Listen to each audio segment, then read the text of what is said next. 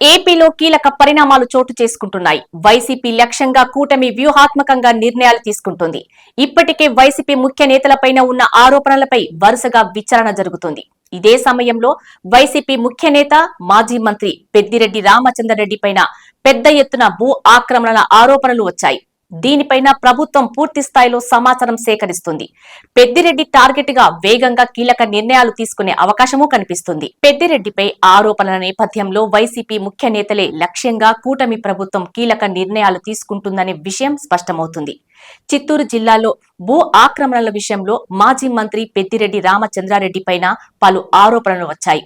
జిల్లాలోని మంగళంపేట పరిధిలో పెద్దిరెడ్డి భూములు ఆక్రమించారనే ఫిర్యాదులపై ప్రభుత్వం పూర్తి నివేదిక కోరింది.